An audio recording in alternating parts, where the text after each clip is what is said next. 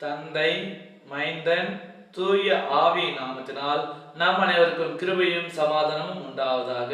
ஆமேன்.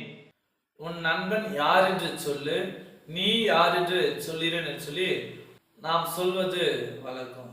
அப்படியாக நாம் யாரிடமாய் சேர்கிறோம், யாரிடமாய் நாம் சேர்ந்து இருக்கிறோம் என்று சொல்லி நாம் சேருகிற மனிதர்களை வைத்து, நாம் சேருகிற உறவினர்களை வைத்து, நாம் சேருகிற நண்பர்களை வைத்து நம்மை பற்றி ஒரு முடிவுக்குள்ளாக வருவார்கள். தீயவர்களோடு சேர்ந்தால் நாமும் கூட தீயவர்கள் என்று சொல்லி முத்திரையிடுவார்கள். நல்லவர்களோடு சேர்ந்தால் இவன் போய் நல்லவங்களோட சேர்ந்துக்கிறானே, இது எப்படி சொல்லிட்டு அவர்கள் நெகட்டிவாக தான் மனுஷங்க பார்ப்பாங்க. ஏன்னாக்கா மனுஷன்ல நல்லவன் இருக்கிறான், கெட்டவன் இருக்கிறான். நாம யாரிடமா சேர்ந்தாலும் எங்க இருந்தாலும் ஏதாவது ஒரு குறையை, எதையாவது ஒரு காரியத்தை சொல்லி கொண்டிருப்பார்கள். காரணம், மனிதன் தீமை நிறைந்தவனாக நன்மை நிறைந்தவனாகவே இருக்கிறான். ஒரு மனிதனுக்குள்ள நன்மையும் இருக்கிறது, தீமையும் இருக்கிறது. எனவே தான் நாம் யாரோடு சேர்கிறோம் என்று சொல்லி பார்த்து நம்மை பற்றி ஒரு முடிவுக்குள்ளாக வந்து விடுகிறார்கள். என கண்பானவர்களே, நாம் யாரோடு சேர போகிறோம்? நன்மை தீமை கொண்ட மனிதத்தில் நாம சேர போகிறோமா, அல்லது பரிசுத்த கடவுளத்துல நாம சேர போகிறோமா? யாரோடு நாம் சேர்ந்து வாழ போகிறோம்? நாம் யாரிடமாய் அதிகமாக நாம் பழகுகிறோமோ, யாரிடமாய் நாம் அதிகமாக நேரத்தை செலவிடுகிறோமோ, யாரிடமாய் நாம் அதிகமாக சேர்கிறோமோ, அவருடைய வழக்கம், அவருடைய பேச்சு மொழி, அவருடைய செயல்பாடுகள் கொஞ்சம் கொஞ்சமாக நமக்குள்ளாகவே வந்துவிடும். நாம் மனிதனிடத்துல நாம் சேர்கிற பொழுது, நாம் சேர்கிற மனிதனுக்கு என்ன இருக்கிறதோ, எந்த பழக்க வழக்கங்கள் இருக்கிறதோ, எந்த பேச்சு மொழி இருக்கிறதோ, எந்த செயல்பாடுகள் இருக்கிறதோ, அவைகள் கொஞ்சம் கொஞ்சமாக நம்மிடத்திலே வரும். அது நமக்குள்ளாக வரும். அது நம்மை அறியாமலேயே வெளிப்படும். ஆம் எனக்கு அன்பானவர்களே, நாம் கடவுளத்துல நாம் சேர்கிற பொழுது நமக்குள்ள பரிசுத்தம் மட்டும்தான் இருக்கும். ஏனென்றால் கடவுளத்துல சிறிதேனும் தீமை இல்லை, கொஞ்சம் கூட அவர்கிட்ட தீமை என்பது இல்லை. ஏனென்றால் நம்முடைய கடவுள் பரிசுத்தம் உள்ளவர். அந்த கடவுளத்துல நாம் சேர்கிற பொழுது நம்முடைய வாழ்வு பரிசுத்தமா இருக்கும். அந்த கடவுளை நாம் சேர்கிற பொழுது நமக்கு குமாரனாகிய கிறிஸ்து வழியாக நமக்கு பாவ மன்னிப்பை கொடுக்கிறார், பாவத்திலிருந்து விடுதலை கொடுக்கிறார், நமக்கு ரட்சிப்பை கொடுக்கிறார், நித்திய ஜீவனை கொடுக்கிறார், பரலோக வாழ்வை நமக்கு கொடுக்கிறார். ஏனென்றால் நம்முடைய கடவுள் பரலோக ராஜ்யத்துல, பரலோகத்தில் வீற்றிருக்கிறவர். அவர் இருக்கிற இடத்துல நம்மை கூட சேர்த்துக் கொள்கிறார். அவரோடு சேர்ந்து வாழ்கிற ஸ்லாக்கியத்தை நமக்கு கொடுக்கிறார். நாம் யாரிடமா நாம் சேர போகிறோம்? நன்மை தீமை கலந்த மனிதத்தில் நாம் சேர போகிறோமா?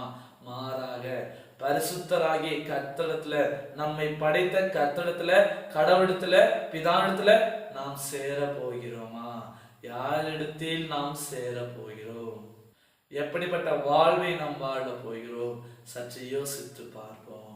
ஏனென்றால் இயேசு ஆண்டவர் பொன்னினாலும் அல்ல, வெள்ளினாலும் அல்ல, வெளியேற பெற்ற இரத்தத்தினாலே மீட்டிருக்கிறார். அவரை ஏற்றுக்கொள்ளுகிற, அவரை விசுவாசிக்கிற, அவரை நம்புகிற, அவருக்குள்ளாக வாழ்கிற எல்லாருக்கும் அந்த மீட்பை இலவசமாக கொடுத்து அவர் எல்லாரையும் பரிசுத்தமாக்குகிறார். இன்றைக்கு நாம் யாரிடமாய் சேர போகிறோம்? வசனம் சொல்லுகிறது, யாக்கோபு 4ஆம் அதிகாரம் 8வது வசனம் எப்படியாக சொல்லுகிறது? கடவுளிடம் சேருங்கள், அப்பொழுது அவரும் உங்களிடம் சேருவார். என கண்பானவர்களே, நாம் கடவுளத்தில் சேருகிற பொழுது அவர் நம்மிடத்தில் நம்மோடு சேருகிறார், நம்மை அவரிடமாய் சேர்த்து கொள்கிறார், நமக்கு பரிசுத்தத்தை கொடுக்கிறார், நமக்கு மீட்பை கொடுக்க வல்லவராய் இருக்கிறார். ஆம் எனக்கு அன்பானவர்களே, நாம் மனிதனை நம்புவதை பார்க்கிறோம், மனிதத்தில் சேர்வதை பார்க்கிறோம், மனிதத்தில் இணைவதை பார்க்கிறோம். கடவுளை நம்புவோம், கடவுளை நாம் சேருவோம், கடவுளத்தில் நாம் அடைக்கலம் போகுவோம். ஏனென்றால் அவரை நமக்காக தம்முடைய குமாரன் என்றும் பாராமல் அவரை நமக்காக ஒப்பு கொடுத்தவர். தமது குமாரனை ஒப்பு கொடுத்த கடவுள் நமக்கு பரிசுத்தமான வாழ்வை தருகிறார். அவருடைய 2ஆம் வருகையிலே நமக்கு நித்திய ஜீவனை, பரலோக வாழ்வை கொடுக்க வல்லவராயிருக்கிறார். இந்த வார்த்தையின்படியாக நாம் தொடர்ந்து விசுவாச வாழ்வை நாம் வாழ்ந்து கடவுளத்தில் சேர்ந்து அவர் கொடுக்கிற பரலோக வாழ்வை பெற்றுக்கொள்ள தூய ஆவியானவர் தாமே நம் அனைவரையும் பலப்படுத்தி வழிநடத்தி காப்பாராக. ஆமீன்.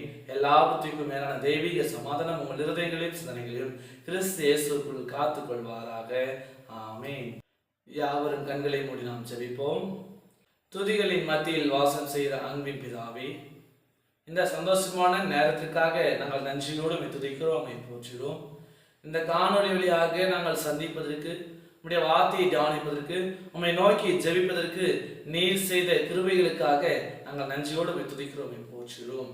நன்மை தீமை கலந்த மனிதத்தில் நாங்கள் சேராமல் பரிசுத்த கர்த்தராகிய உம்மிடத்தில் நாங்கள் சேர்ந்து நீர் கொடுக்கிற பரிசுத்தமான வாழ்வை பெற்றுக்கொண்டு உடைய குமாரனாகிய கிறிஸ்துடைய இரண்டாம் வருகையிலே அவரோடு கூட நாங்களும் பரலோக ராஜ்யத்திலே பிரவேசிப்பதற்கு கர்த்தர் தாமே எங்களுக்கு துணைவராய் இருந்து உம்முடைய சாயலாக உம்முடைய பிள்ளைகளாக பரிசுத்தமான வாழ்வை வாழ்வதற்கு கர்த்தர் தாமே எங்களுக்கு துணை செய்ய வேண்டுமாய் கூட நாங்கள் செபிக்கின்றோம்.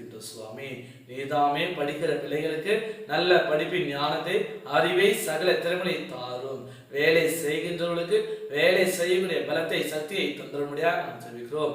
படிக்கிறவர்கள், வேலை செய்கிறவர்கள் உம்மிடத்தில் சேர்ந்து உம்முடைய ஞானத்தினால நீ தருகிற பலத்தினாலே எல்லாருடைய வேலைகளை நாங்கள் சரியாக செய்வதற்கு கர்த்ததாமே அருள்பாவிக்க வேண்டுமா நாம் தெரிவிக்கிறோம். துதிக்கான மகிமை உமக்கு செலுத்துகிறோம். ஜெபங்களிலும் நல்ல பிதாவே, ஆமீன். அனைவருக்கும் ஸ்தோத்திரம். கடவுள் உங்களை ஆசீர்வதிப்பாராக. ஆமீன்.